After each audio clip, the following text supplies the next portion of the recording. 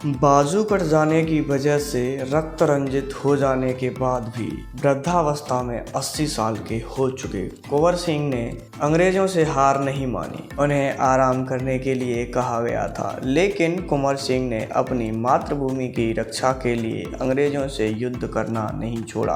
भारतीय स्वतंत्रता संग्राम के लिए इतिहास में न जाने कितने ही किस्से मौजूद हैं और हर एक किस्से को सुनकर दिल में गर्व की अनुभूति होती है। साथ ही साथ आंखों से नमी भी प्रकट होने लगती है। बस मन में एक ही ख्याल आता है कि कितने वीर बहादुर योद्धा थे जिन्होंने अपनी जान की परवाह किए बिना ही राष्ट्र हित के लिए अपने प्राणों को न्यौछावर कर दिया। उन्हें किसी ऐसो आराम की जरूरत नहीं हुई, बस दिल में देश की आज़ादी का स्वप्न लिए हुए निकल पड़े थे। आज़ादी के इन परवानों को न तो कोई उम्र रोक सकी और न किसी के द्वारा दिया हुआ कोई लालच। इन्हीं परवानों में से एक थे 80 साल के स्वतंत्रता सेनानी जिन्होंने अपनी जान की बाजी लगा दी थी।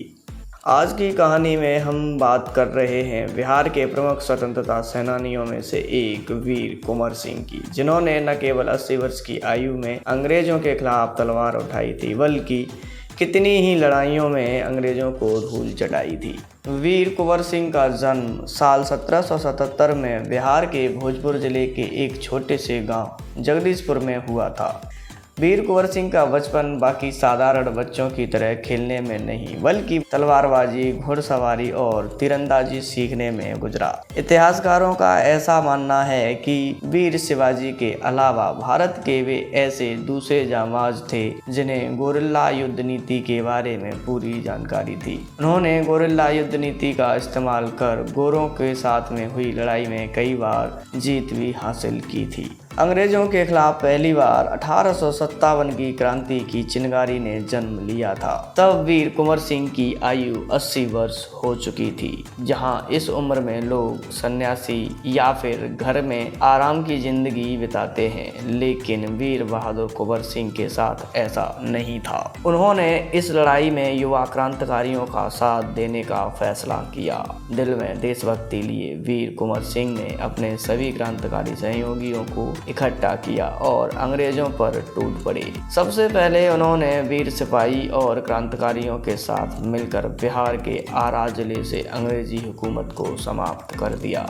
अब चूंकि उस समय देश में अंग्रेजों का शासन चल रहा था, इसलिए अंग्रेज चुप रहने वाले नहीं थे। कुछ दिनों बाद अंग्रेजों ने अपनी शक्तिशाली सेना के साथ कुंवर सिंह पर दोबारा हमला कर दिया, जिसके फलस्वरूप कुंवर सिंह को अपना घर त्यागना पड़ा था। लेकिन 80 साल के कुंवर सिंह ने हार नहीं मानी, बल्कि इसे अब अपने जीवन का एकमात्र उद्देश्य समझकर अंग्रेजों के खिलाफ और भी बड़ा मोर्चा खोल दिया। इस बार उन्होंने मिर्जापुर, बनारस, अयोध्या, लखनऊ, फैजाबाद, रीवा, बांद्रा, गाजीपुर, सिकंदरपुर और बलिया समेत कई अन्य स्थानों का दौरा किया। वहां पर उन्होंने अपने साथ और भी साथियों को जोड़ा और अंग्रेजों का डटकर सामना करने के लिए प्रेरित किया।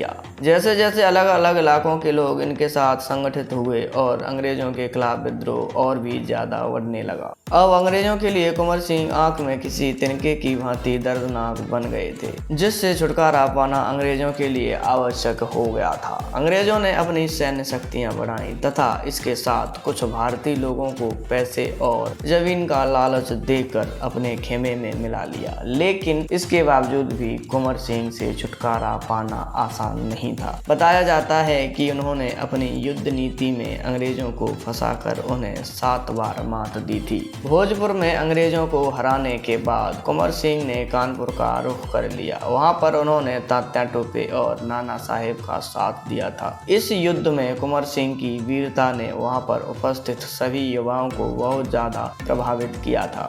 कानपुर के बाद आजमगढ़ में भी कुंवर सिंह ने अंग्रेजों के खिलाफ मोर्चा खोल दिया था। हालांकि हर बार जीत मिलने के बाद भी अंग्रेज अपनी हुकूमत का इस्तेमाल कर दोगुनी ताकत के साथ अधिकार जमा लिया करते थे, परंतु उनके दिल में कुंवर सिंह का दर्द भरने लगा था। अंग्रेजी अधिकारी अब जल्द से जल्द कुंवर सिंह को अपने रास्ते से हटा देना चाहते थे, लेकिन वीर कुंवर सिंह अंग्रेजों के हाथ आसानी से नहीं आ रहे थे, क्योंकि वह हर एक युद्ध में अपनी युद्ध नीति बदल देते थे। ऐसा बताया जाता है कि एक बार उनकी सेना ने अंग्रेजी सेना के सामने अपने कदम पीछे खींच लिए थे। अंग्रेजों को लगा उन्होंने यह युद्ध जीत लिया है, लेकिन इसके पीछे कुंवर सिंह की युद्ध नीति थी, क्योंकि अंग्रेजी सेना अपने जीत का उत्सव मना रही थी और शराब मदरा वगैरह पी रही थी। तभी अचानक से कुंवर सिंह की सेना ने धावा बोल दिया और अंग्रेजी सेना को नष्ट कर दिया। कुंवर सिंह इस युद्ध के पश्चात रात में अपने कुछ सिपाहियों के साथ नदी पार कर जगदीशपुर जा रहे थे। तभी किन्हीं देशद्रोही ने अंग्रेजी सेना को यह सूचना दे दी। अंग्रेजी सैनिकों ने रात के अंधेरे में नदी पार करते हुए कुंवर सिंह पर ताबड़तोड़ गोलियां बरसाना शुरू कर दिया। इस समय कुंवर सिंह के साथ अंग्रेजों के मुकाबले बहुत ही कम लोग थे। इसकी वजह से अंग्रेज इन पर भारी पड़ रहे थे, लेकिन कुंवर सिंह ने अपना हौसला नहीं गिरने दिया। वे लगातार अपनी तलवार से अंग्रेजी सैनिकों पर वार करते रहे। एक अंग्रेजी सैनिक की गोली उनके दाएं हाथ पर जा लगी। कुंवर सिंह बिल्कुल भी विचलित नहीं हुए। वे लगातार युद्ध लड़ते रहे, लेकिन बाद में जब उन्हें लगा कि गोली का विष उनके पूरे शरीर में फैल रहा है, तो उन्होंने अपनी ही तलवार से अपना हाथ काट कर नदी में बहा दिया। कुंवर सिंह एक हाथ से ही लड़ते रहे और लड़ते लड़ते जगदीशपुर पहुंचे। हाथ से काफी रक्त बह जाने की वजह से कुंवर सिंह कमजोर होते जा रहे थे। जगदीशपुर पहुंचने के बाद उनका उपचार किया गया, साथ ही उन्हें अब युद्ध से दूर रहने की हिदायत भी दी गई। लेकिन देशभक्ति का जुनून उनके दिलो दिमाग में इस तरह भरा हुआ था कि उन्हें मौत का डर नहीं था। उन्होंने अपनी जिंदगी के अंतिम युद्ध की भी तैयारी कर दी। अंग्रेजों से एक बार फिर भिड़ गए और इस बार फिर से उन्हें सफलता भी मिली और जगदीशपुर, जो कि कुंवर सिंह की मातृभूमि थी, एक बार फिर से अंग्रेजों के चुंगल से आज़ाद करा ली। लेकिन इस बार जगदीशपुर ने खुशियां नहीं बल्कि गम से आंखें जलमग्न की थीं, क्योंकि जीत के 3 दिन बाद यानी 26 अप्रैल 1558 को मातृभूमि की रक्षा हेतु कुंवर सिंह पंचतत्व में विलीन हो गए। कुंवर सिंह का नाम इतिहास में उन सभी वीर सपूतों के साथ लिखा गया है जिन्होंने देश की आज़ादी की खातिर अपने प्राणों की आहुति दे दी। कुंवर सिंह का नाम इतिहास के पन्नों में स्वर्ण अक्षरों के साथ हमेशा हमेशा के लिए अंकित हो गया।